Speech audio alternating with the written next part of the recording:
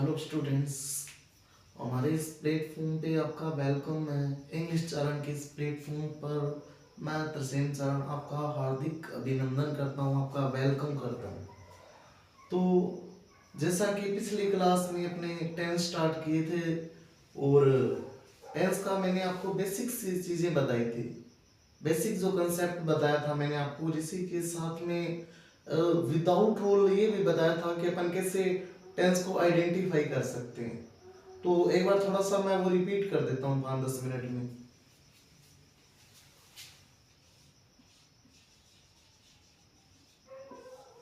तो टेंस, तो ये टेंस जो वर्ड है वो कौन सी लैंग्वेज का वर्ड है? ये लैटिन लैंग्वेज का ये क्या है?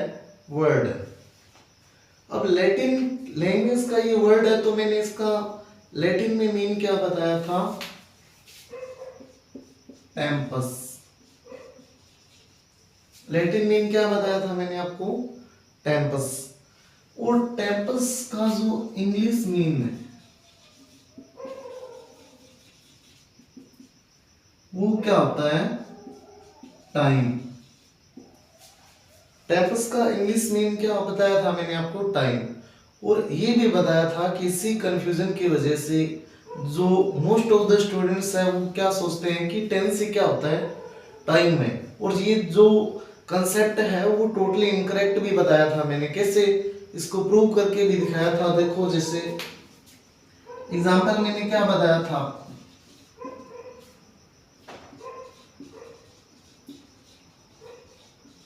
Tomorrow is Sunday. ये मैंने आपको एग्जाम्पल बताया था कि कल क्या है? संडे है। अब यहां पर क्या है? टेंस देखो, टेंस इसके अंदर क्या बताया था मैंने? प्रेजेंट। बट टाइम क्या है? टाइम दिया हुआ है यहां पर फ्यूचर का। तो इस तरीके से यहां से या क्या क्लियर हो रहा है कि टेंस और टाइम दोनों के दोनों क्या है? डिफरेंट चीजें हैं। तो ये सब मैं पिछली क्लास में एक्सप्लेन कर चुका था, रिपीट किया मैंने, ठीक है ना? तो इसके बाद अपन स्टार्ट करते हैं। जो फर्स्ट टेंस है कौन सा है? प्रेजेंट इंडेफिनिट टेंस, वही स्टार्ट करेंगे आज अपन।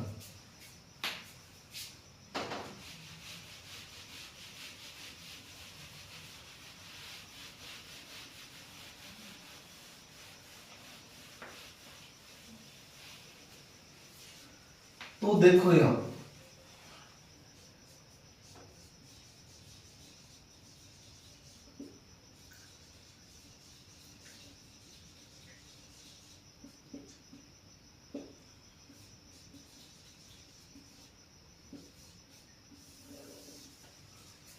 पहले तो ये देखो कि क्या है? Present indefinite tense. अब यहां से कंसेप्ट क्लियर करूंगा मैं। और कंसेप्ट क्या है कि इसके अंदर एक हिंदी की आइडेंटिफिकेशन आती है, एक हिंदी की पहचान आती है इसके अंदर। जैसे कि क्या आती है? आपने गाइड में भी बहुत बार देखी होगी इस चीज को, कि वो पहचान देखो पहले तो।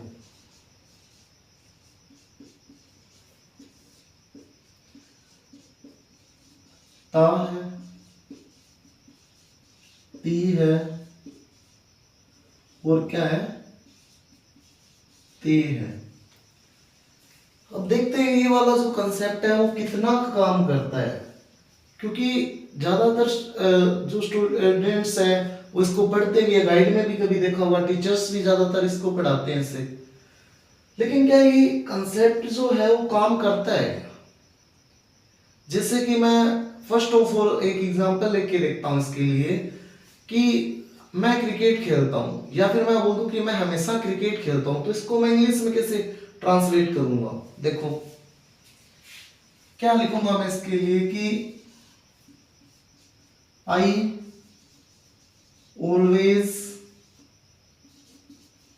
प्ले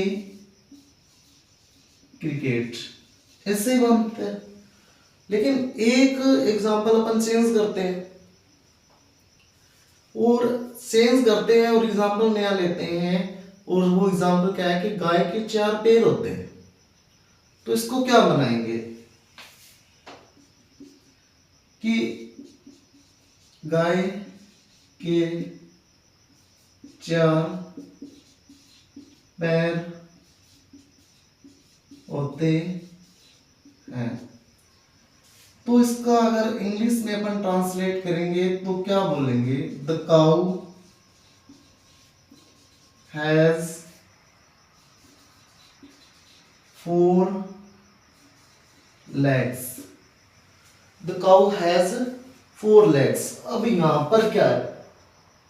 ते है आ गया लास्ट में, और इसी वजह से कई तो इसको इससे कंफ्यूजन में रहते हैं कि यहां पर हैज आ गया, तो ये तो परफेक्ट नहीं हो गया है कि इसी कंफ्यूजन में लगे रहते हैं हमेशा जो स्टूडेंट्स होते हैं, क्योंकि वो ता है ती है ते है वाला कंसेप्ट करते हैं और वो सोचते हैं कि हैज आ गया, और हैज किस में आता है?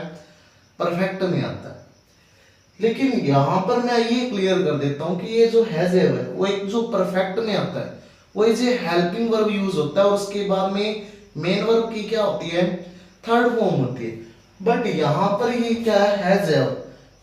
हैज यहाँ पर ये क्या है? V1 है, और ये कौन सी है? मेन वर्ब है यहाँ पर। तो देखो जरा, ये सब्जेक्ट हो गया, इधर द काउ क्या हो गया? ये हो गया सब्जेक्ट। ये हैज जो है वो क्या है? मेन वर्ब की फर्स्ट फॉर्म है। इसी के साथ जो 4 legs है ये क्या हो गया? ऑब्जेक्ट वगैरह हो गया, ठीक है ना। तो यहाँ पर ये मेन वर्ब है, अभी भी ये क्या है? प्रेजेंट इंडेफिनिट टेंस ही है, ये मेन वर्ब है, यहाँ पर हेल्पिंग वर्ब नहीं है। हेल्पिंग वर्ब होती तो वहां पर इसके बाद मेन वर्ब की थर्ड फॉर्म वगैरह आती, ठीक है, और थर्ड फॉर्म आती तो वो प्रेजेंट परफेक्ट होता फिर। लेकिन यहाँ पर क्या है कि has as a main verb use हुई है, और जब has as a main verb use होती है तो ये फिर कौन सा टेंस है? प्रेजेंट इंडेफिनिट टेंस है। तो इस कंसेप्ट को लेके कंफ्यूजन नहीं होना है अपने, ये नहीं सोचना है कि हैज ए परफेक्ट में नहीं आ सकता, हैज ए आ सकता है but as a helping verb, sorry has as a main verb, but कभी भी इसके अंदर as a helping verb use नहीं होगा, as a main verb use होगा। हेल्पिंग वर्ब हैज ए किसके अंदर? एज ए हेल्पिंग वर्ब किसके अंदर? कौन से टेंस के अंदर यूज होगा? होगा परफेक्ट के अंदर, और परफेक्ट में कौन सा? Present perfect. उसके अंदर हैज ए जो होगा यूज वो is a helping verb use होगा, बट यहाँ पर इस प्रेजेंट इंडेफिनिट में क्या होगा? ये is a main verb use होगा। आई होप आपको समझ में आ रहा होगा जो मैं कंसेप्ट यहाँ से क्लियर करने की कोशिश कर रहा हूँ, क्योंकि ज्यादातर लोग क्या है कि इसी कंफ्यूजन में ही लगे रहते हैं, उनको क्लियर होता ही नहीं है कंसेप्ट, और बस ठीक है वो तुक्का मार के और अपने ठीक है पेपर क्लियर कर देते हैं, या ठीक है 10th 11th में ये टेंस जो टॉपिक है वो क्लियर कर लेते हैं, 9th में भी है ये टॉपिक जैसे, तो ये क्लियर कर लेते हैं, बट ये कंसेप्ट भी क्लियर होना चाहिए, ठीक है। चलो इसके बाद नेक्स्ट अपने इसके अंदर कुछ रूल्स एंड रेगुलेशंस की अपन बात करते हैं।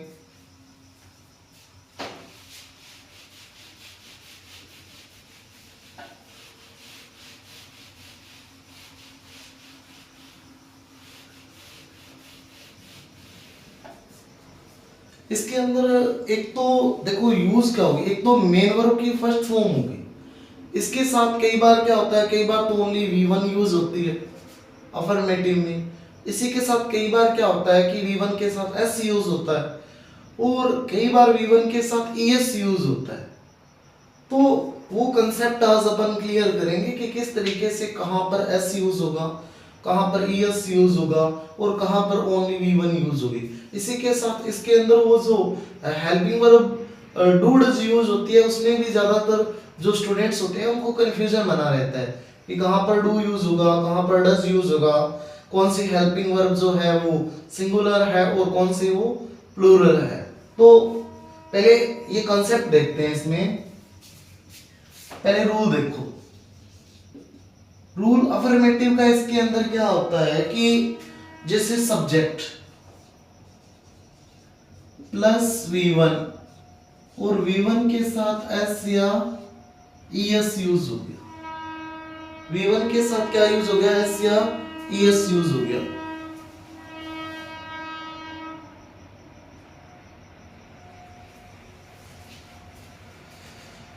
हाँ तो एक बार दोबारा देखो, ये क्या है कि सब्जेक्ट प्लस V1, V1 के साथ S या ES प्लस क्या यूज होगा, ऑब्जेक्ट यूज होगा।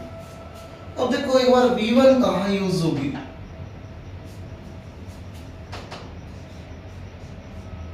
एक होगी V1, एक V1 के साथ S, ऊपर लिख देता हूं थोड़ा सा मैं इसको,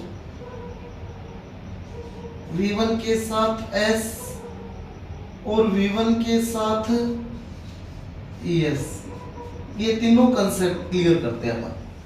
इन तीनों में फर्स्ट ऑफ ऑल अपन को ये चेक करना है, और वो चेक क्या करना है कि इनके अंदर सब्जेक्ट क्या है, सेंटेंस के अंदर सब्जेक्ट क्या है। उसी पे डिपेंड करेगा कि ओनली V1 यूज होगी या V1 के साथ S यूज होगा या फिर V1 के साथ ES यूज होगा। ये किस पे डिपेंड करेगा, सब्जेक्ट पे। जैसे देखो V1 ओनली V1 कब यूज होगी, जब सब्जेक्ट हमारा क्या होगा, I V you they names, या फिर क्या आ जाए, प्लूरल सब्जेक्ट आ जाए। और देखो ओनली V1 कब यूज होगा, जब सब्जेक्ट हमारा I V you they names या फिर प्लूरल सब्जेक्ट होगा। लेकिन अब V1 के साथ S कब यूज होगा और ES कब यूज होगा, इसको देखते हैं। तो इसके लिए V1 के लिए S यूज करना है तो सब्जेक्ट क्या होना चाहिए, he she it नेम, या फिर क्या होना चाहिए, सिंगुलर सब्जेक्ट। चलो ठीक है, इसके लिए आई वी यू दे नेम्स या प्लूरल सब्जेक्ट हो गया तो क्या आएगा V1, और ही सी इट नेम या सिंगुलर सब्जेक्ट आएगा तो V1 के साथ S यूज होगा। लेकिन ES कब यूज होगा, इसके लिए भी क्या होना चाहिए, सब्जेक्ट। सब्जेक्ट यहां पर भी ही सी इट नेम या फिर क्या होगा, सिंगुलर सब्जेक्ट होगा। अब स्टूडेंट्स को कंफ्यूजन कहां पर क्रिएट होगा, देखो V1 के साथ S यूज हो रहा है तब भी तो ये सेम सब्जेक्ट है, और कब, जब V1 के साथ ES यूज हो रहा है, जो सब्जेक्ट यहां पर है वही सब्जेक्ट यहां पर है, तो फिर कंफ्यूजन बन गया ना। यहां पर क्या कंफ्यूजन बन गया कि V1 के साथ S भी यूज करना है और ES भी यूज करना है, तो फिर कंफ्यूजन ये बन गया कि अब S और ES का कैसे पता चलेगा कि कहां पर S यूज करना है और कहां पर ES यूज करना है।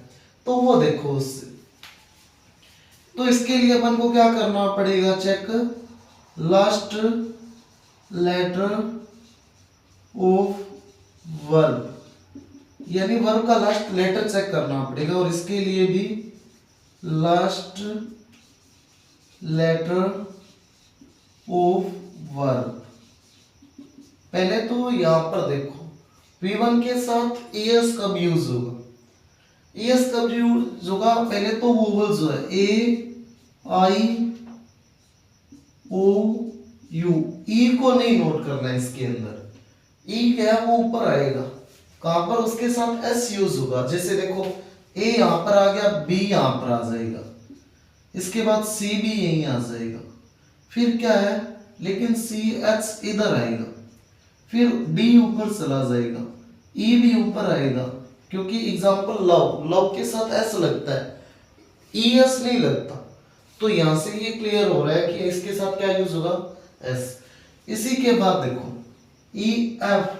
F इधर आएगा, FE भी यहीं आएगा, F इसके बाद में G, फिर H, फिर I इधर आ गया, J K L M N O sorry नीचे चला गया, ठीक है ना, O यहां आ गया, इसके बाद में P, फिर Q, फिर क्या है R, फिर S यहां आ जाएगा, फिर SH भी यहीं आ जाएगा, फिर डबल S भी यहीं आएगा, फिर T ऊपर जाएगा, U इधर आएगा, V ऊपर जाएगा, W भी ऊपर जाएगा और Y भी ऊपर जाएगा, यहां Z और डबल जेड। ये वर्ड्स इन लेटर्स को अपने को क्या करना पड़ेगा, चेक करना पड़ेगा। अगर सब्जेक्ट हमारा आई वी यू दे नेम्स या प्लूरल है तो सब्जेक्ट अगर ये है तो फिर क्या यूज होगा, ओनली वी वन यूज होगा। अदरवाइज सब्जेक्ट इनमें से ही सी इट नेम या सिंगुलर है तो ये लास्ट के लेटर चेक करने पड़ेंगे अपन को सेंटेंस के अंदर।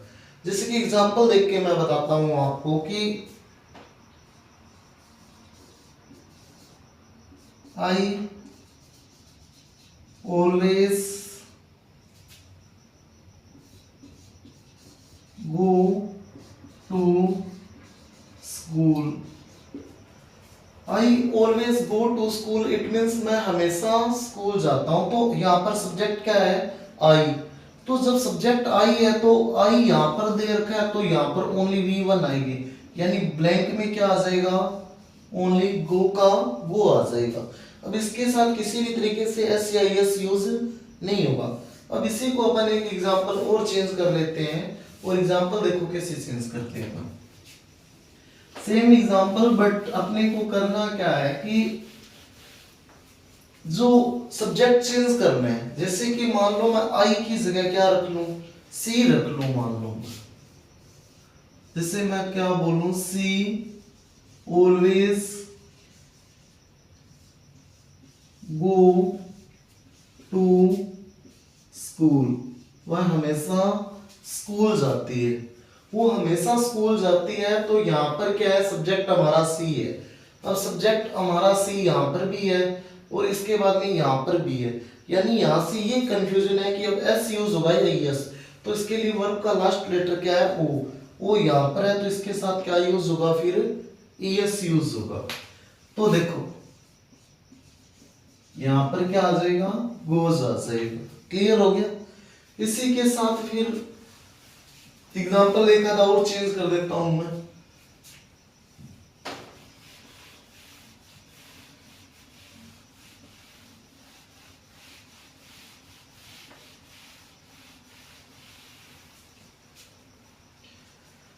ऐसे देखो, जैसे the sun blank rise in the east, यानी सन है वो कौन सी डायरेक्शन में राइज होता है, ईस्ट में। अब देखो यहाँ पर द सन, इतना तो क्लियर ही है कि जो सन है वो एक सिंगुलर है, यूनिक है और सिंगुलर भी है। तो यहाँ पर सिंगुलर सब्जेक्ट है दोनों में। अब सिंगुलर सब्जेक्ट होगा तो एक चीज आपको ध्यान रखना है, अगर सब्जेक्ट हमारा सिंगुलर तो वर्ब भी सिंगुलर, और सब्जेक्ट हमारा प्लूरल है तो वर्ब भी क्या यूज होगी, फिर प्लूरल वर्ब यूज होगी। तो सब्जेक्ट सिंगुलर है तो वर्ब सिंगुलर। तो सब्जेक्ट यहाँ पर जैसे कि सिंगुलर वर्ब यहाँ पर भी आ रही है, सिंगुलर सब्जेक्ट यहाँ पर भी सिंगुलर सब्जेक्ट। तो यहाँ पर यानी कि या तो एस लगेगा इसके साथ वर्ब के साथ, और या फिर ईएस लगेगा। तो लास्ट लेटर क्या है, ई है। लास्ट लेटर ई है ना, तो यहाँ पर ई है तो ये क्या आ जाएगा, इसके साथ एस लग जाएगा, यानी कि ये क्या हो जाएगा, फिर राइज हो जाएगा। क्या हो जाएगा, ये राइज हो जाएगा, क्योंकि लास्ट लेटर क्या है, ई है। एक चीज और ध्यान देना, थोड़ा सा मैं एक चीज और क्लियर कर देता हूं। ये ई यहां पर भी है और इसके साथ क्या यूज हो रहा है, एफ ई यूज हो, sorry S E S use हो रहा है, एस यूज हो रहा है ना, बट इससे पहले जस्ट एफ है तो एफ ई होना चाहिए, तब वहां ई एस यूज होगा। लेकिन ओनली ई है ना, तब वहां पर क्या यूज करोगे आप, एस यूज करोगे। क्या यूज करोगे, एस यूज करोगे। क्लियर हो गया। अब एक चीज देखो आप, कि मैंने अभी बोलना था, क्या बोलना था कि सिंगुलर सब्जेक्ट के साथ सिंगुलर क्या आएगी, वर्ब, और प्लूरल सब्जेक्ट के साथ प्लूरल वर्ब आएगी। लेकिन अपन क्या करते हैं, अपन तो ये करते हैं ना कि जब किसी चीज के आगे एस या एस यूज करते हैं तो वो तो प्लूरल बन जाती है। जैसे बुक का बुक्स, नोटबुक का नोटबुक्स, इसी तरीके से टेबल का टेबल्स। तो इस तरीके से तो ये फिर प्लूरल नहीं बन रहा, चलो फिर इसी कंसेप्ट पे बात करते हैं अपन पहले।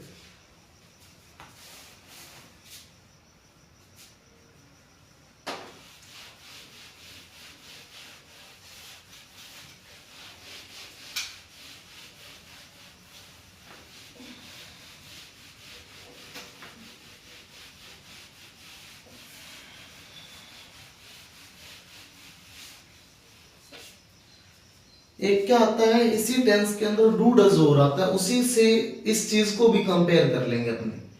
क्योंकि मैंने अभी क्या बोला कि सब्जेक्ट हमारा सिंगुलर,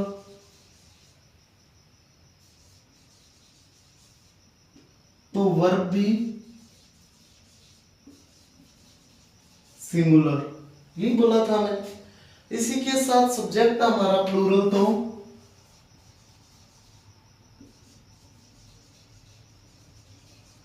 तो वर्ब भी क्या आ जाएगी, प्लूरल यूज होगी, वर्ब प्लूरल, यही बोला है मैंने।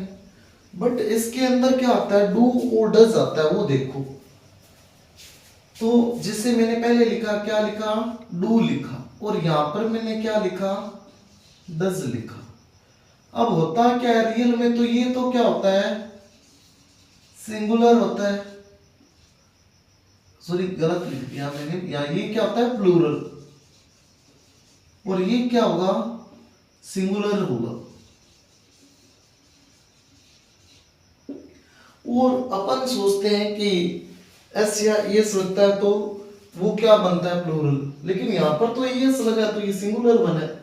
फिर ये लॉजिक क्या हो गया, यहाँ एस हटा है तो वो प्लूरल बन गया, और अपने एस या एस लगाते हैं तो क्या बोलते हैं कि प्लूरल बनता है, नॉर्मल सी बात है। बट अपन, मैं तो क्या लिख रहा हूँ, सिंगुलर लिख रहा हूँ इसको।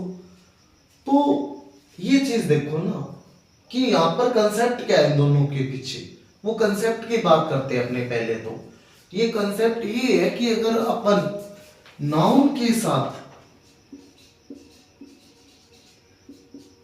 एस या एस यूज कर रहे हैं तब तो क्या होगा, वो प्लूरल होगा। लेकिन जब वर्ब के साथ एस या एस यूज करेंगे तो वो क्या बनेगा, फिर सिंगुलर बनेगा। फिर ये क्या बनेगा, सिंगुलर बनेगा। नाउन के साथ एस या एस लगाएंगे तो क्या बनेगा, ये प्लूरल। यानी नाउन के साथ एस या एस यूज करने पे ये क्या बनेगा, प्लूरल। बट वर्ब के साथ एस या एस यूज करने पे सिंगुलर। जैसे नाउन के साथ टेबल का टेबल्स, इसी के साथ बुक का बुक्स। लेकिन ये वर्ब देखो ना, वर्ब के साथ एस या एस लगता है ना तो ये सिंगुलर बनता है। और यहाँ पर भी मैंने आपको यही बताया कि डज के साथ डू डज, ये डू जो है वो वर्ब है, और वर्ब के साथ एस लगा तो ये क्या है, सिंगुलर है, और ये क्या है, प्लूरल है। ये दोनों, ये कंसेप्ट है इनके पीछे। अपने बस रट्टा मारते चलते हैं कि हर साल ठीक है, ये सिंगुलर है, ये प्लूरल है, या ये प्लूरल है वो सिंगुलर है, तो इस तरीके से रट्टाफिकेशन करते हैं। बट कंसेप्ट क्लियर करने की कोशिश नहीं करते अपन, तो वो कंसेप्ट भी क्लियर करना है। चलो ठीक है, ये तो कंसेप्ट क्लियर हो ही गया। इसी के साथ इसको नोट डाल के लिख लेना, नोट डाल के, क्योंकि ये कोई नॉर्मल बात नहीं है, ये छोटी छोटी बेसिक चीजें हैं जो आपको तंग कर सकती है कई बार। तो ये नोट डाल के एक कोने पे स्पेशली लिखना है, और आपको ये हमेशा से याद रहना चाहिए, कभी भी कोई भी पूछ ले तो। अब इसके बाद में डू डज कहां पर यूज होगा इसके अंदर, वो भी बात करते हैं।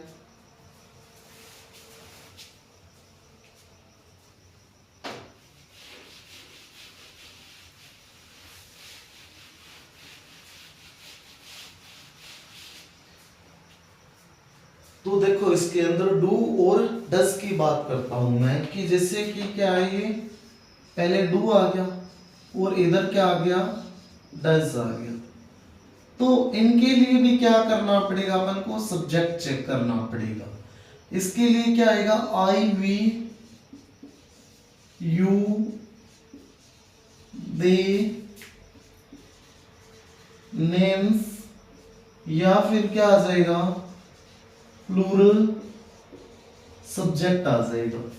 देखो दोबारा इधर कि डू के साथ जब सब्जेक्ट क्या होगा डू यूज करने के लिए, आई वी यू दे नेम्स या फिर प्लूरल सब्जेक्ट होना चाहिए डू यूज करने के लिए।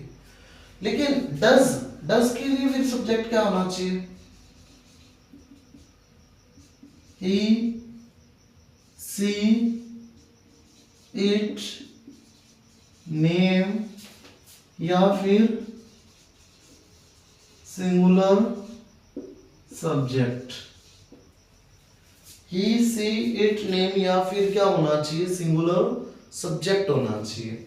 अब देखो यहाँ पर ये डज मैंने आपको क्या बताया था, सिंगुलर है ना, ये जो वर्ब है वो क्या है, सिंगुलर, और ये वाली वर्ब क्या है, प्लूरल। चलो इसमें भी थोड़ा सा एक लॉजिक और है जो अपने क्लियर करेंगे आज, क्योंकि इसमें भी कंफ्यूजन होता है कई। देखो डज सिंगुलर है तो सब्जेक्ट आगे सिंगुलर है, ही सिंगुलर है, ज्यादा कोई सोचने वाली प्रॉब्लम है नहीं इसके अंदर। सी भी सिंगुलर है, इट नॉन लिविंग थिंग्स के लिए यूज होता है, सिंगुलर है। नेम ओनली वन नेम, यहाँ नेम्स है, ठीक है, मोर देन वन नेम, तो ये क्या है, सिंगुलर है। इधर सिंगुलर सब्जेक्ट ऑलरेडी दिया हुआ है तो ये सभी सिंगुलर है, तो इसीलिए सब्जेक्ट वर्ब भी क्या आएगा, सिंगुलर। बट ऊपर देखो ना थोड़ा सा गौर से, इधर देखो ये क्या है, प्लूरल है तो वर्ब भी plural, names more than one name plural तो वर्ब भी प्लूरल, दे प्लूरल तो वर्ब भी प्लूरल। इसी के साथ यू सिंगुलर है या प्लूरल है, एक तो ये कंफ्यूजन में रखो आप। दूसरा वी प्लूरल है तो वर्ब प्लूरल, लेकिन एक आई सिंगुलर है या प्लूरल है, इन दोनों में लिखो पहले तो। अब देखो आई मीन्स मैं, और मैं अकेला हूं, और ऐसा तो है नहीं कि मैं कोई दो चार हूं या मैं कोई मैजिशियन हूं जो 5-7 बन जाऊंगा। सिंगुलर का मीन क्या होता है कि इट मीन सिंगल वन। अब कई टीचर्स इसको अपवाद बोलते हैं कि अपवाद है, ये अपने साथ प्लूरल वर्ब लेता है, कोई अपवाद होता ही नहीं है रियलिटी बताई तो इंग्लिश के अंदर, ठीक है ना। वो भी हर एक कंसेप्ट होता है, वो कंसेप्ट देखो यहाँ पर कैसे है। पहले तो यू वाला लॉजिक लो, यू जो है जैसा कि आप जानते हैं कि यू जो है वो सिंगुलर भी होता है और प्लूरल भी होता है, दोनों के लिए ये क्या होता है, यूज होता है। देखो जैसे कैसे होगा दोनों के लिए, एग्जांपल से मैं आपको समझाता हूं इसको, कि मैं एग्जांपल लिखता हूं जैसे कि यू आर ए टीचर, यानी आप क्या है, एक टीचर है, ठीक है ना। यहां पर यू जो है वो सिंगुलर है या प्लूरल है, तो यहां पर ये आर्टिकल से पता चल रहा है कि ये क्या है, सिंगुलर है। क्या दिया हुआ है, ये सिंगुलर, किससे पता चल रहा है, इस आर्टिकल से। यानी यू के बाद जब आर्टिकल आएगा ना, ठीक है, तो वो क्या होगा, वहां पर सिंगुलर होगा। लेकिन अब एक चीज और देखो,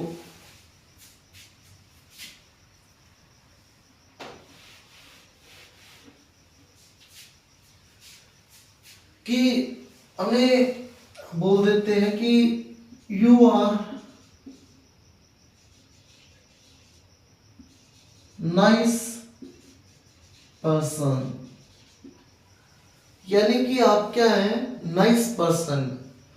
या फिर मैं इसकी बजाय एग्जांपल चेंज करके बोलूं मैं, कि मैं ये बोल दूं कि your behaviour is very nice. इससे ये एग्जांपल लेते हैं कि अपने इसको चेंज करते हैं कि your behaviour is very nice, यानी आपका जो बिहेवियर है वो बहुत ही नाइस। तो देखो यहां पर पता चल रहा है क्या कि ये जो यू है वो यू का पॉजेसिव केस दिया हुआ है, ये सिंगुलर के लिए यूज हुआ है, किसी एक पर्सन के लिए यूज हुआ है या मोर देन वन पर्सन के लिए यूज हुआ है, पता नहीं चल रहा ना। लेकिन एक ये देखो,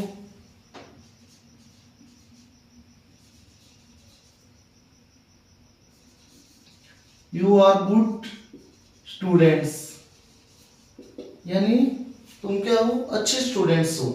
तो यहां पर ये सिंगुलर यूज हुआ है, और इससे पहले जो मैंने लिखवाया था कि यू आर ए टीचर, वहां पर ये सिंगुलर यूज हुआ था, और यहां पर ये क्या पता ही नहीं चल रहा कि एज ए सिंगुलर यूज हो रहा है प्लूरल, लेकिन यहां पर क्या है, एज ए प्लूरल यूज हो रहा है, क्योंकि यहां पर स्टूडेंट्स है, ठीक है, स्टूडेंट्स है तो यूज हुआ है वो प्लूरल यूज हुआ है। तो यहाँ से क्या क्लियर हो रहा है कि यूज जो है वो कभी सिंगुलर होता है तो कभी प्लूरल के लिए यूज होता है।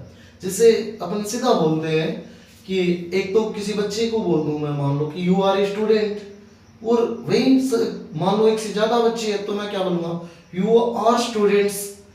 तो यानी कि यहाँ से क्या प्रूव हो रहा है कि यूज जो है वो सिंगुलर के लिए भी यूज होता है और प्लूरल के लिए भी यूज होता है। तो फिर इसको यहाँ प्लूरली क्यों यूज किया गया है, यू को प्लूरली क्यों यूज किया या सिंगुलर में क्यों नहीं यूज किया, डज क्यों नहीं करते? पता तो ये सिंगुलर है, जो सिंगुलर भी कई बार यूज हो जाता है, तो अपने सिर्फ प्लूरल में क्यों यूज करते हैं इसको, इसके साथ वर्ब जो है वो प्लूरल ही क्यों यूज करते हैं?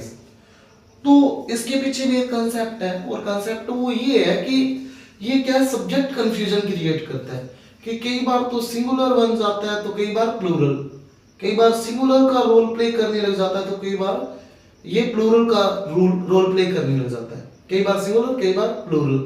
तो यहाँ पर क्या बन जाता है, सब्जेक्ट कंफ्यूजन बन जाता है।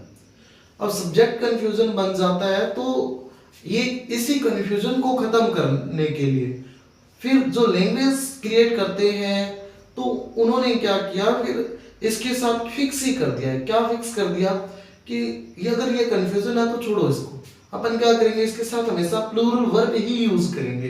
तो इसीलिए अब क्या करते हैं अपन, यू के साथ हमेशा ही प्लूरल वर्ब ही यूज करते हैं। चलो ठीक है, यू के साथ मजबूरी थी हमारी, कभी ये सिंगुलर बन रहा था तो कभी ये प्लूरल बन रहा था, और मजबूरी थी। लेकिन आई के साथ तो कोई मजबूरी है ही नहीं। आई मीन्स मैं, और मैं अकेला, it means I am single, और सिंगल हूं तो यहाँ पर मेरे साथ वर्ब भी तो सिंगुलर यूज होनी चाहिए ना, फिर उस मेरे साथ प्लूरल वर्ब क्यों यूज हो रही है? तो इसके पीछे भी एक सोचने वाली एक लॉजिक की बात है, वो ये है कि जब लैंग्वेज बनाई जाती है तो लैंग्वेज ऐसे नहीं है कि मुंह उठाई और लैंग्वेज बना दी अपने, ऐसा नहीं होता। लैंग्वेज जब बनाते हैं तो ये ध्यान में रखते हैं कि चीज की वो बोलने में भी क्या होनी चाहिए, अट्रैक्टिव होनी चाहिए। अब लैंग्वेज इसी वजह तो से तो आज ये इंग्लिश जो है वो इंटरनेशनल लैंग्वेज है, हर एक चीज का ध्यान रखा गया इसके अंदर। तो अब जैसे अपने हिंदी में तो जैसे बोल देते कि नोटबुक है वो टेबल पर है, तो ये पर जो मीन है वो सभी के लिए, कोई चीज किसी के ऊपर है तो वो पर ही यूज होता है। लेकिन इंग्लिश में ऐसा नहीं होता, उसके लिए क्या वर्ड यूज होता है, ओन यूज होगा, ओवर यूज होगा, अबोव यूज होगा। तो इस तरीके से कई वर्ड्स होते हैं, एक एक चीज को यहाँ पर एक्सप्लेन करना पड़ता है। तो इसी तरीके से लैंग्वेज बनाने वाले ने इस लैंग्वेज को अट्रैक्टिव बनाने के लिए क्या किया, आई के साथ प्लूरल वर्ब यूज करना स्टार्ट कर दिया। क्यों स्टार्ट कर दिया? क्योंकि जब अपन आई के साथ डू डज में से या हैज में से क्या करते हैं, सिंगुलर वर्ब यूज करते हैं, तो ये बोलने में काफी ओड लगती है, काफी अजीब लगती है ये। तो लैंग्वेज बनाने वाला ये भी ध्यान रखता है कि लैंग्वेज जब मैं बनाऊं तो ये बोलने में अट्रैक्टिव, ज्यादा से ज्यादा लोगों पर ये इम्पैक्ट डाले, और इम्पैक्ट भी कौन सा, पॉजिटिव इम्पैक्ट डाले। तो इसी वजह से यहाँ पर आई के साथ क्या यूज किया जा रहा है, प्लूरल वर्ब यूज की जा रही है। तो आई होप आपको अच्छे से क्लियर होगा, ठीक है ना। कई बार क्या होता है कि अपन बस रट्टा मारते जाते हैं, जैसा टीचर ने बोला वैसा लिख लिया, ठीक है, नोटबुक में लिखा और अपने रट्टाफिकेशन करने लग गए, बट कंसेप्ट को कभी जानने की अपन ने कोशिश नहीं की। तो कंसेप्ट जानना एक जरूरी था जो मैंने आपको बताया, और मैं उम्मीद करता हूं, मैं मुझे होप ऐसे कि आपको अच्छे से क्लियर हुआ होगा ये टॉपिक।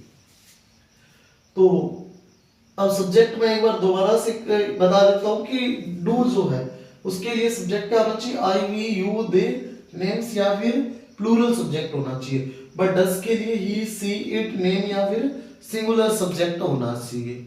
अब एक बार दोबारा से मैं रिपीट कर देता हूँ मेरे जो पुरानी जो चीजें बताई है। जैसे first form only V one कब यूज होगी, जब सब्जेक्ट क्या होगा, I we you they names या प्लूरल होगा तब ओनली वी वन यूज होगी, ठीक है ना। लेकिन इसके बाद में एस या एस के लिए सब्जेक्ट सेम होते हैं, क्या होता है, ही सी इट नेम या फिर क्या होगा, सिंगुलर सब्जेक्ट होगा। सिंगुलर सब्जेक्ट होगा तो वहां पर अपने को क्या करना है, वर्ब के लास्ट लेटर चेक करने हैं, जो मैं आपको ऑलरेडी लिखवा चुका हूँ, इस पर नोट डाउन करवा चुका हूँ। इसी के साथ मैंने आपको नई चीज ये बताई थी कि सब्जेक्ट हमारा सिंगुलर तो वर्ब भी सिंगुलर, और सब्जेक्ट हमारा प्लूरल है तो वर्ब भी प्लूरल यूज होगी।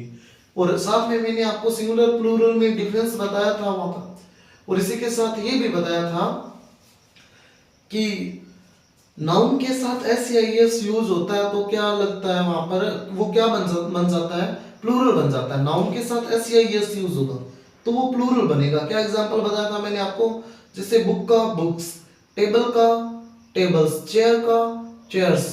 तो इस तरीके से, इसी तरीके से, लेकिन जो नाउन जो सॉरी वर्ब जो होती है उसके साथ एस या एस लगता है तब वो क्या बनती है, सिंगुलर बनती है। जैसे डज हो गया, डू का डज, प्ले का प्लेज, प्लेज जो वर्ब है वो सिंगुलर है क्योंकि इसके साथ एस या एस यूज हुआ है।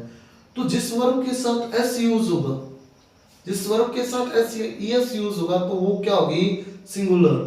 ठीक है ना, ये क्लियर रखना है। लेकिन नाउन के साथ एस या एस यूज होगा तो वो क्या बन जाएगा, प्लूरल बन जाएगा। तो आई होप आपको ये जो वीडियो है वो पसंद आया होगा। बाकी का कंसेप्ट है अपने नेक्स्ट पार्ट में करेंगे। ठीक है।